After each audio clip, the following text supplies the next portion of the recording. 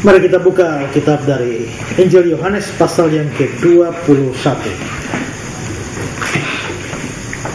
Yohanes pasal 21 ayat 1 sampai ayat yang ke-23.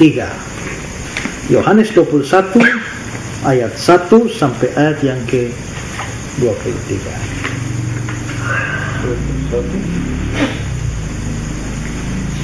Yesus menampakkan diri kepada murid-muridnya di pantai Danau Tiberias.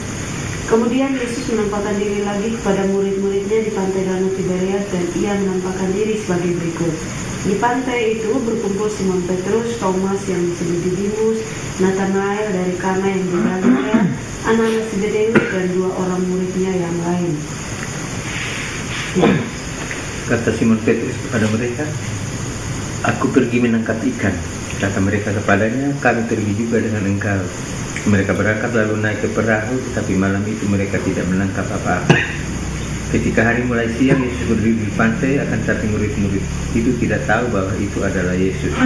Kata Yesus kepada mereka, "Hai anak-anak, adakah kamu mempunyai lauk pauk?" Jawab mereka, "Tidak ada." Maka kata Yesus kepada mereka, "Tebarkanlah jalamu di sebelah kanan perahu, maka akan kamu peroleh." Lalu mereka menebarkannya, dan mereka tidak dapat menariknya lagi karena banyaknya ikan. Maka murid yang dikasihi Yesus itu berkata kepada Petrus, "Itu Tuhan."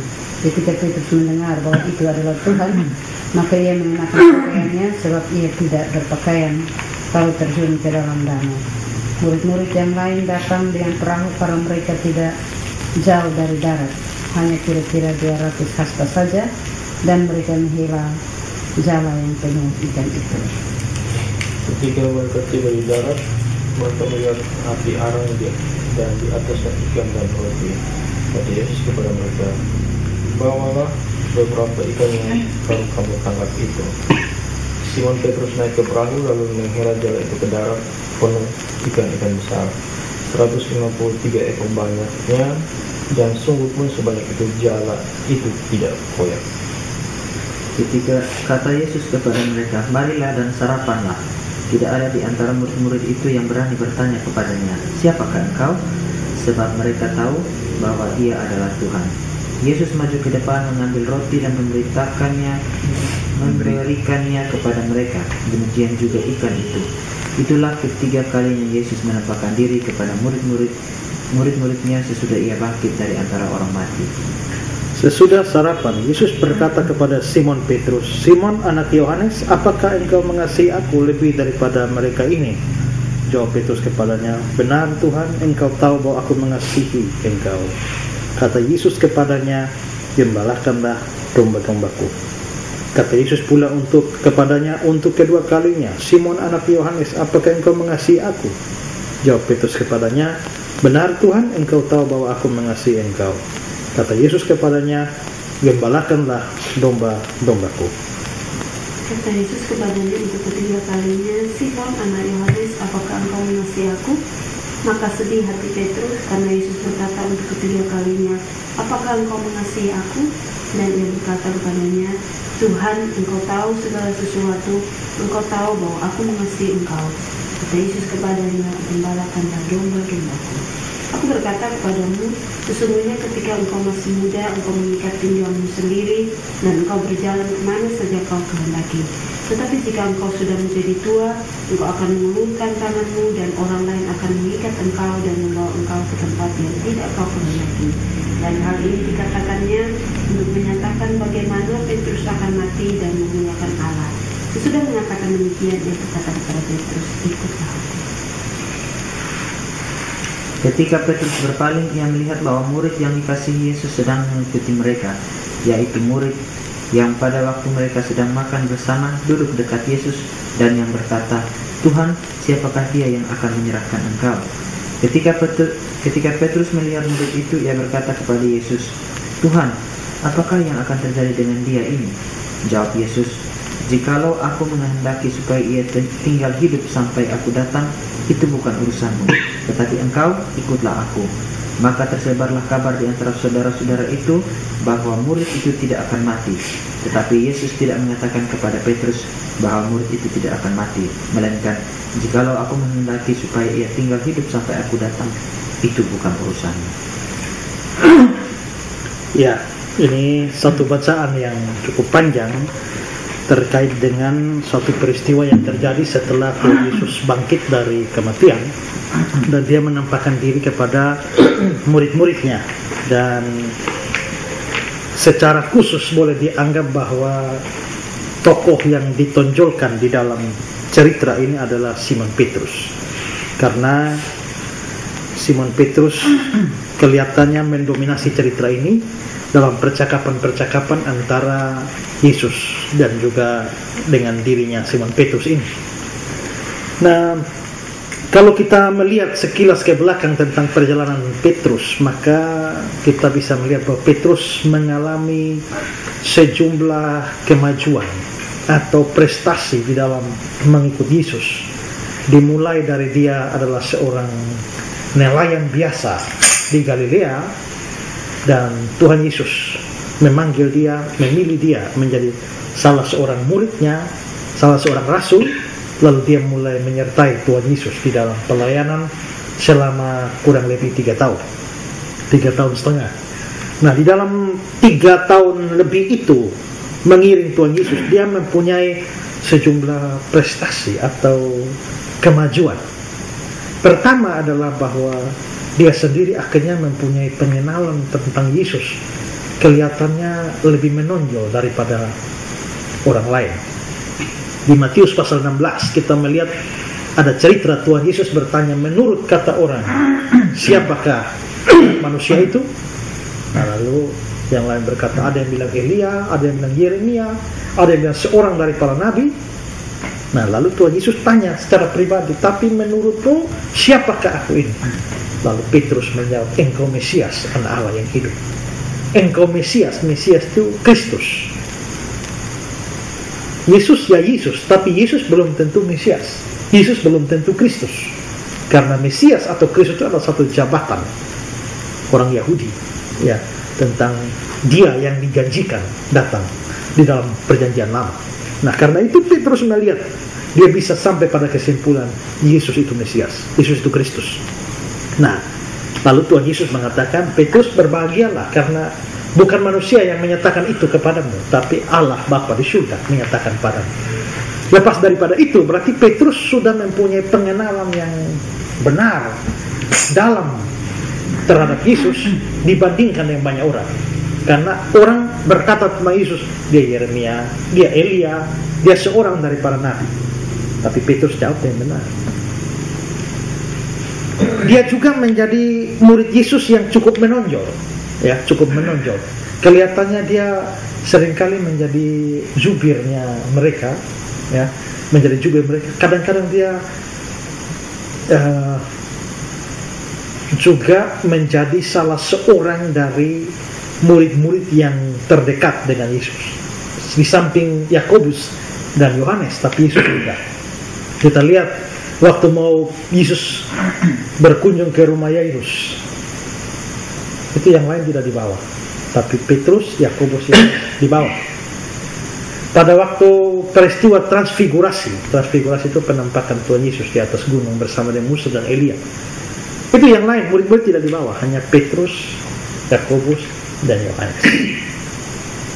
Pada waktu doa di Getsemani, juga yang lain tidak dibawa. Petrus, Yakobus, Yohanes. Jadi Petrus ini adalah satu dari 3 orang yang dekat dengan Yesus. Jadi boleh dikatakan bahwa di dalam atau sepanjang dia mengiring Yesus, dia bisa menjadi seorang yang menonjol, seorang yang cukup berhasil di dalam pelayanan dan pengiringan dia kepada Yesus. Tapi sebuah kegagalan besar terjadi pada waktu dia menyangkal Yesus. Dia dengan penuh percaya diri, yang lain boleh meninggalkan engkau, aku sekali-kali tidak, aku rela mati demi engkau atau bersama dengan engkau. Tapi ternyata sebelum ayam berkokok, dia sudah menyangkal Yesus 3 kali. Pada waktu dia menyangkal Yesus, habis dia menyangkal, bahkan dia bersumpah tidak kenal Yesus, dia tidak ada percakapan lagi dengan Yesus. hanya bertatap muka dengan Yesus, karena Yesus di ruang sidang angkat muka dan bertatapan dengan Petrus, dan setelah itu tidak pernah ada kata-kata lagi. Jadi sejak dari terakhir bercakap-cakap di perjamuan malam sebelum Paskah hari Jumat itu, setelah itu Yesus tidak pernah. Malam di Getsemani Yesus masih bicara dengan mereka waktu Yesus berdoa, mereka tidur. Tidakkah engkau sanggup berjaga-jaga dengan aku?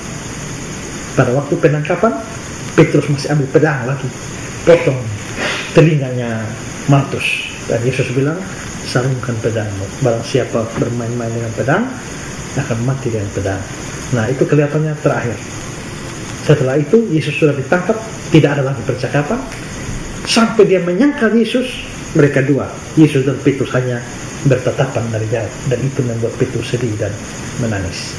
Dan setelah itu Yesus sudah tidak ketemu mereka lagi, tidak bercakap-cakap, jadi sidang sampai akhirnya dieksekusi mati, disalib.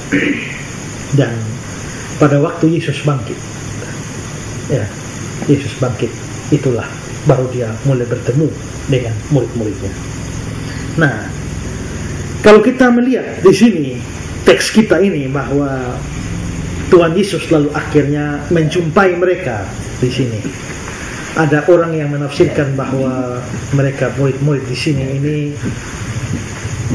sudah kembali kepada kehidupan mereka yang lama, karena dulunya mereka menjala ikan, tapi gara-gara Tuhan Yesus sudah mati, mereka dulu menjala ikan, tapi mereka lalu dipanggil menjadi penjala manusia.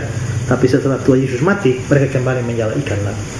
Tapi sebenarnya mungkin tafsiran itu tidak terlalu tepat, karena waktu Yesus bangkit, dia sudah ketemu dengan Maria Magdalena, lalu menyampaikan, suruh sampaikan kepada murid-murid untuk dahului dia di Galilea dan akan ketemu di sana. Jadi mungkin murid-murid pergi di pantai, inilah mereka tunggu Tuhan Yesus. Jadi Tuhan Yesus akhirnya datang ke sana dan ketemu dengan mereka, dan secara khusus ada percakapan dengan Petrus. Nah, di sini Tuhan Yesuslah yang seharusnya dikecewakan, karena orang yang dia kasihi sangat dekat dengan dia, akhirnya menyangkal dia dan bilang tidak kenal dia. Orang yang siap rela mati bersama dengan dia justru adalah menjadi seorang yang menyangkal dia.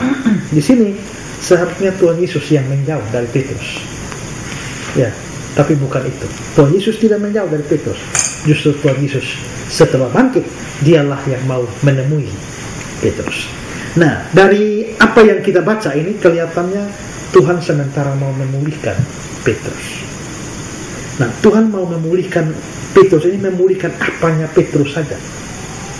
Ada 3 hal yang Tuhan Yesus mau pulihkan dari Petrus. Yang pertama adalah Tuhan memulihkan panggilan Petrus. Ingat ya, Tuhan panggilan Petrus. Kelihatannya peristiwa ini dirancang oleh Allah, persis seperti peristiwa waktu dia panggil Petrus pertama kali. Petrus dipanggil dari murid pertama kali juga di tempat yang sama, yaitu di Danau Galilea. Petrus dipanggil pertama kali juga dalam urusan yang tangkap ikan, karena pada waktu itu dia bilang, sepanjang malam cari ikan tidak dapat. Di sini teks kita juga, ya, ada persoalan ikan. Di sana ada mujizat penangkapan ikan, di sini ada mujizat penangkapan ikan. Kenapa ini peristiwa mirip? Waktu Petrus dipanggil pertama kali dan Petrus dijumpai setelah peristiwa kebangkitan, itu mirip. Menurut saya Tuhan merancangkan ini peristiwa mirip untuk mengingatkan kembali Petrus kepada panggilan dia 3 tahun silam, bahwa dia mengambil keputusan di tempat ini, di atas perahu seperti ini, dalam urusan tangkap ikan di sini, di mana 3 tahun yang lalu Tuhan Yesus bilang, mulai sekarang kamu akan menjadi penjala manusia. Mengingat kembali apa yang sudah lewat itu seringkali menjadi motivasi tersendiri bagi kita untuk bangkit. Karena itu dengan menciptakan situasi atau sikon yang sama di tempat yang sama, sebenarnya Tuhan Yesus ingin memulihkan panggilannya Petrus, bahwa 3 tahun silam engkau sudah ambil keputusan menjadi penjala manusia, menjadi muridnya, memberitakan firman dan sebagainya. Kegagalan dia di dalam penyangkalan kepada Yesus tidak boleh menggagalkan panggilan itu. Maka panggilan itu harus kembali dipulihkan, panggilan itu harus kembali lagi diangkat untuk dia terus di dalam panggilan itu sebagai seorang penjala manusia.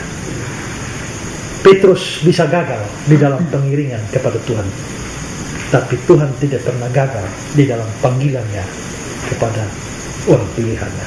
Tidak bisa. Artinya bahwa Petrus mungkin merasa dia mungkin sudah habis urusan dengan Yesus, tapi Yesus merasa urusannya dengan Petrus belum selesai.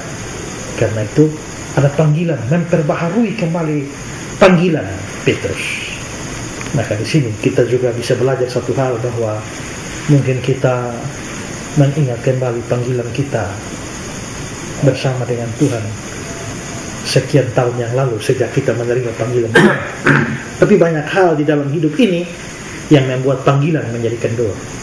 Banyak peristiwa di dalam hidup ini yang membuat panggilan kita menjadi lemah. Panggilan kita tidak lagi fokus.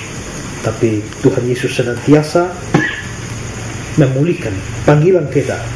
Tuhan mau tetap berurusan dengan kita, sama seperti dia berurusan dengan Petrus.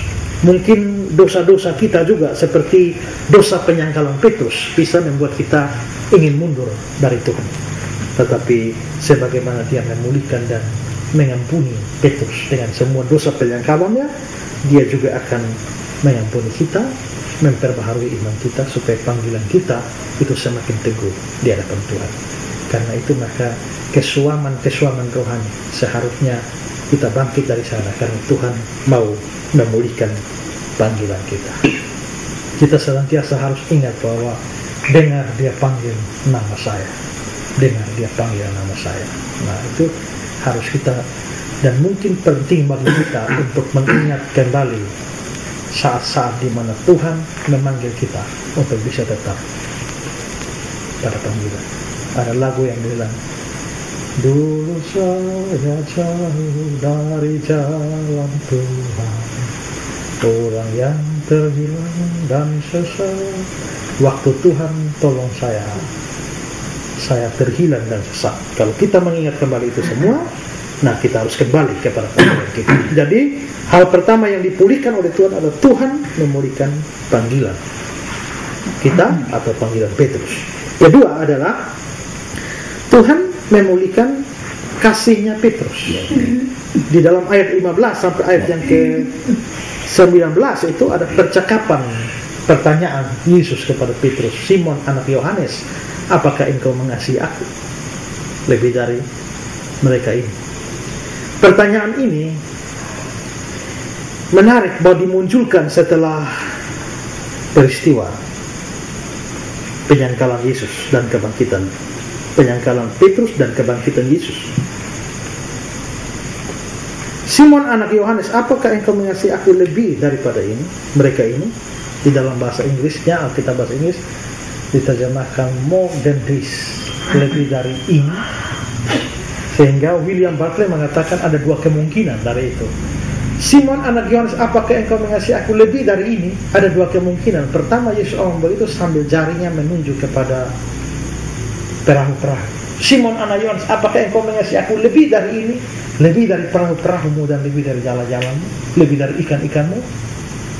Atau kemungkinan kedua, Tuhan Yesus ngomong begitu sambil menunjuk kepada orang-orang. Simon anak Yohanes, apakah engkau mengasihi aku lebih dari ini?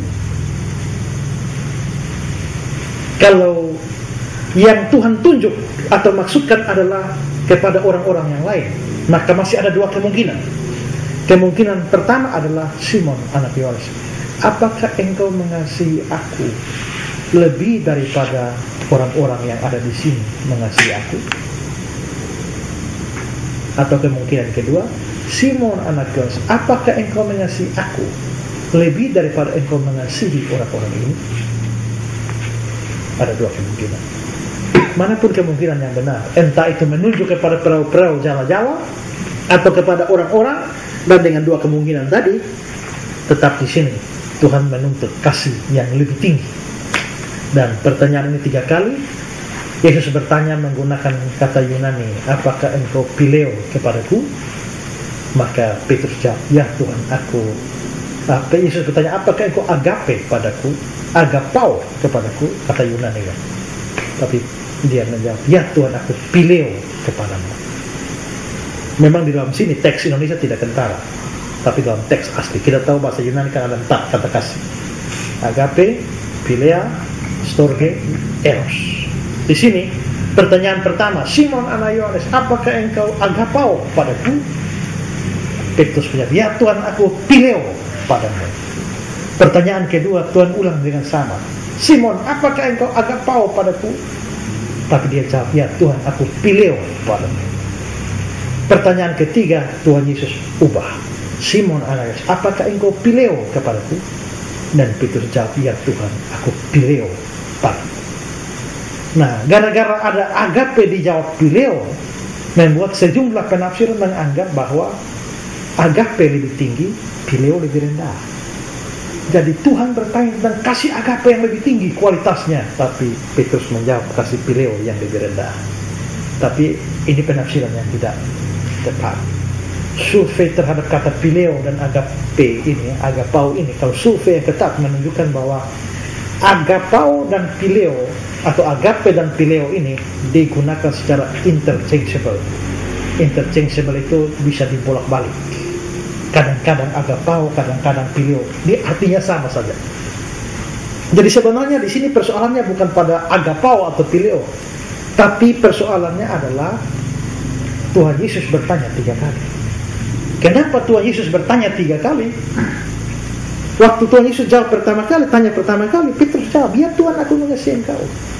Tanya kedua dia bilang, ya Tuhan, aku mengasihi engkau. Tapi waktu pertanyaan ketiga, Simon anak Yohanes, apakah engkau mengasihi aku? Lalu Alkitab mencatat, lalu sedihlah hati Petrus. Kenapa pertanyaan pertama tidak sedih, pertanyaan kedua tidak sedih, pas tanya ketiga dia sedih? Mengapa? Karena rupanya 3 pertanyaan ini membawa dia punya pikiran kepada peristiwa 3 hari yang lalu atau berapa hari yang lalu, bahwa dia menyangkal Yesus 3 kali. Sekarang pertanyaan datang 3 kali, dia teringat kepada penyangkalannya 3 kali, membuat dia sedih. Tapi di sini dengan bertanya 3 kali ini dan dia menjawab mengasihi Tuhan 3 kali juga, Tuhan memulihkan kasih dia. Nah, di sini juga kita seringkali waktu kita pertama-tama percaya Tuhan Yesus, kasih kita kepada Tuhan itu bergelora luar biasa. Tapi mungkin setelah mengiring Tuhan bertahun-tahun lamanya, kita punya kasih mulai suam-suam. Itu yang terjadi di jemaat Efesus di kitab Wahyu pasal 2, di mana mereka menjadi kasih mereka menjadi hamba, mereka menjadi tawar, kasih mereka meninggalkan kasih mula-mula. Lalu jemaat yang lain lagi mereka menjadi suam-suam. Nah, di sini Tuhan mau kita punya kasih dipulihkan kembali, bahwa setelah mengiring Tuhan bertahun-tahun lamanya, kita harus kembali merenungkan sungguh-sungguh apakah kita sungguh-sungguh mengasihi Tuhan. Karena kebanyakan orang setelah melayani Tuhan lama, mereka tidak lagi mengasihi Tuhan, tapi mereka mengasihi diri mereka sendiri, mereka mengasihi manusia, atau mereka mengasihi jabatan, mereka mengasihi harta kekayaan, mengasihi uang dan lain sebagainya, tapi tidak mengasihi Tuhan. Karena itu Tuhan mau memulihkan kasih kita. Itu hal kedua. Karena itu marilah kita sungguh-sungguh untuk merenungkan kasih kita di hadapan Tuhan. Yang ketiga adalah kita perhatikan ayat 19 ya.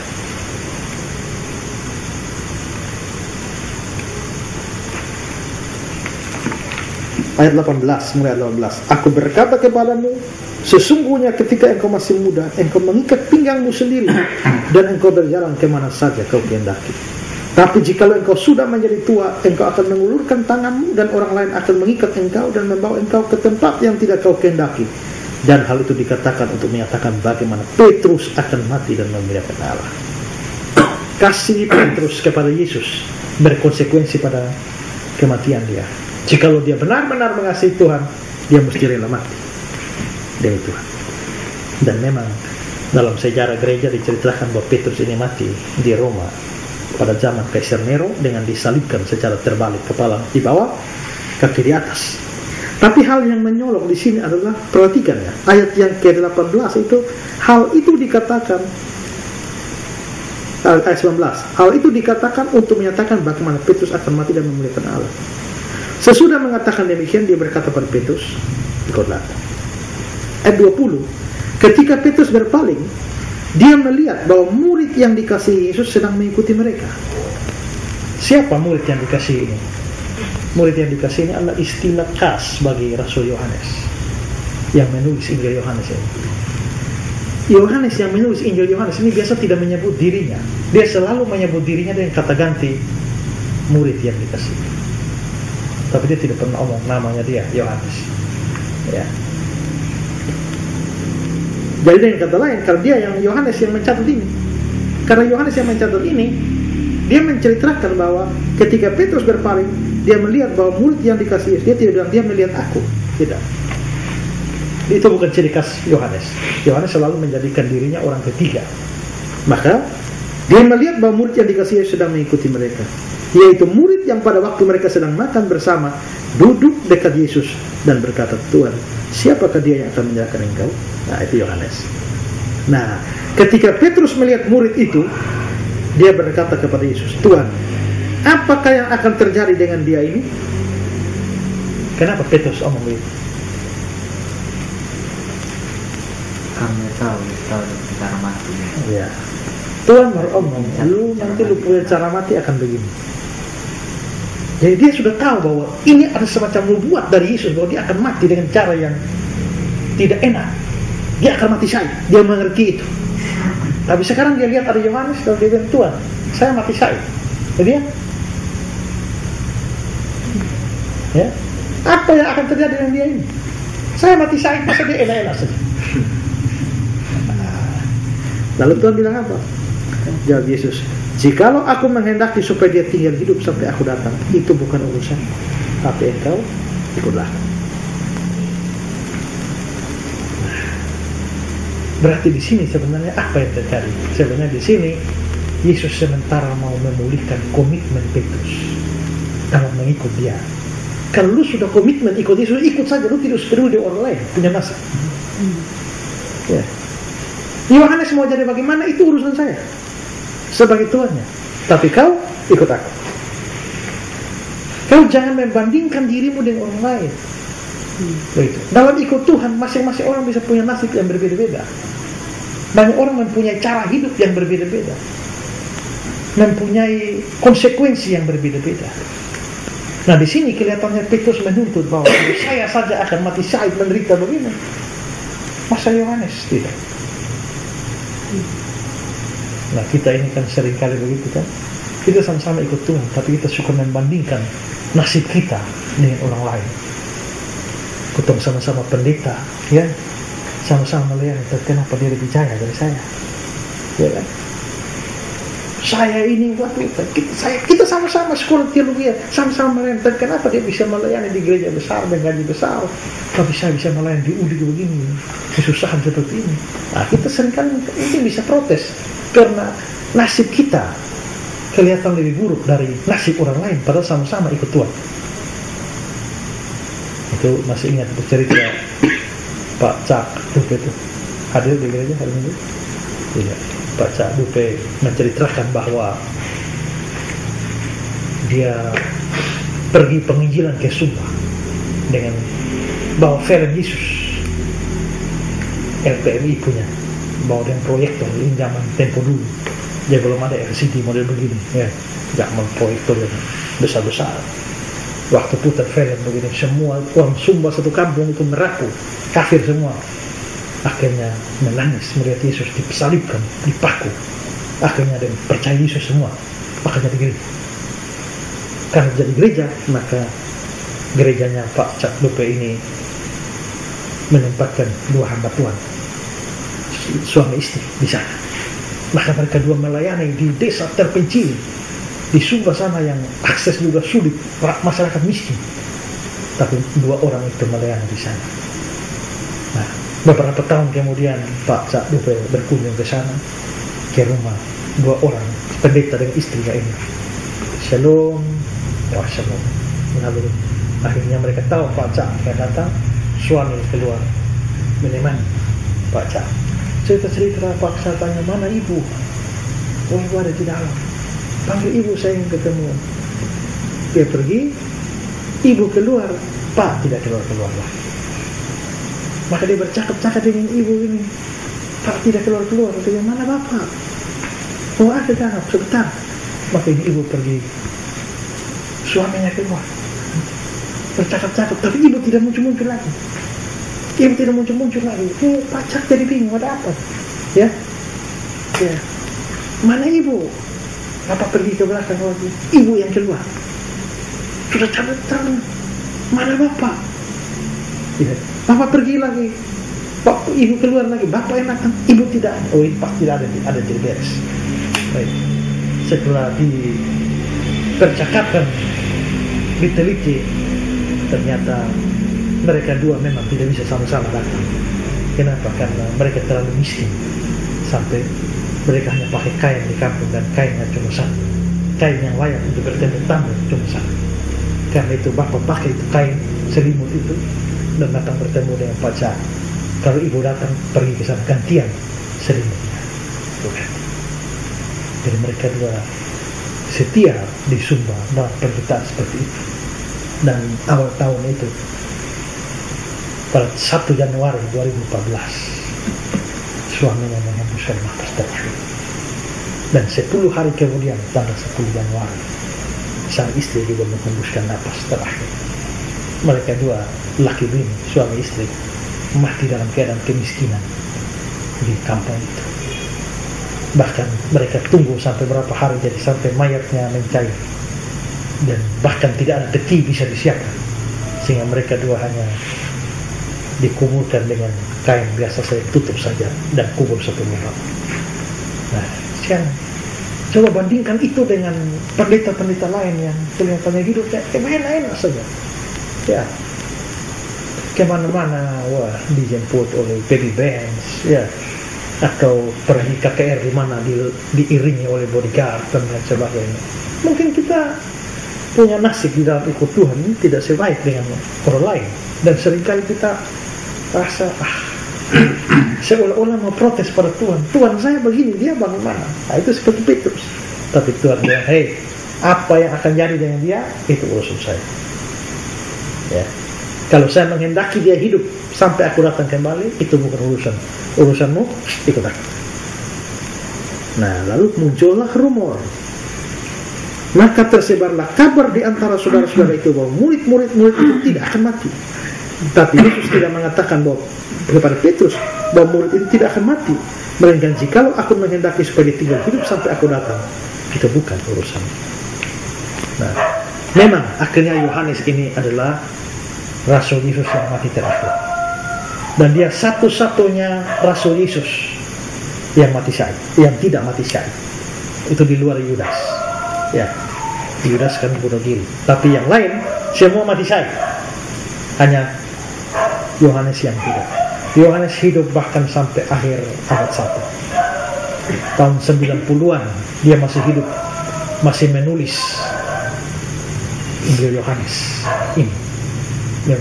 Dia menghabiskan masa tuanya di kota Efesus, di negara Turki sekarang. Sempat masih berhadapan dengan guru-guru palsu. Dia mempunyai murid Polikarpus, Papias. Dia masih punya murid-murid yang akhirnya menurunkan generasi kedua dari kekristenan. Itu Rasul Yohanes. Dia mati dalam usia yang sangat-sangat tua. Menurut catatan sejarah gereja. Entah ini dikatakan bahwa dia mau dibunuh ulang-ulang tapi tidak berhasil. Bahkan ada satu cerita, entah benar atau tidak, bahwa dia sempat mau digoreng. Sudah disiapkan wajan besar dengan minyak dan mau celupkan goreng dia di dalam. Tapi ada orang yang mengatakan, untuk apa goreng orang tua begini? Buang saja ke pulau sepotong di sana, itu pasti mati sendiri. Seperti pulau Kera begitu. Tapi sepi, tidak ada apa di sana. Nah, maka dibuanglah ke pulau itu, namanya Pulau Patmos. Tapi ternyata di Pulau Patmos itu justru Tuhan memberikan wahyu khusus kepada dia, melihat perkara-perkara terakhir dalam bentuk simbol-simbol yang akhirnya dia catat di dalam kitab wahyu dan menjadi kitab wahyu. Jadi Rasul Yohanes memang rasul yang mati terakhir dan tidak mati syahid, tapi yang lain mati syahid. Tapi lebih daripada itu, bahwa Tuhan mempunyai panggilan dan berurusan sendiri kita dengan Tuhan. Karena itu di dalam mengikut Tuhan tidak usah membanding-banding diri dengan orang lain. Dalam ikut Tuhan tidak usah merasa cemburu dengan orang lain, tidak usah merasa iri hati dengan orang lain. Dalam melayani Tuhan juga tidak usah merasa cemburu, iri hati dengan orang lain. Itu urusan dia dengan Tuhan. Tapi kamu ikutlah. Berarti di sini Tuhan mau memulihkan komitmen Petrus dalam mengikut Tuhan. Jadi di sini Yesus memulihkan 3 hal dari Petrus: panggilan Petrus, kasih Petrus, dan komitmennya Petrus. Kalau Tuhan melakukan hal itu kepada Petrus, dia juga melakukan hal-hal yang sama pada kita. Tuhan senantiasa mau memulihkan panggilan kita, kasih kita, dan komitmen kita di dalam mengikuti Dia. Kiranya firman Tuhan memberkati kita. Amin.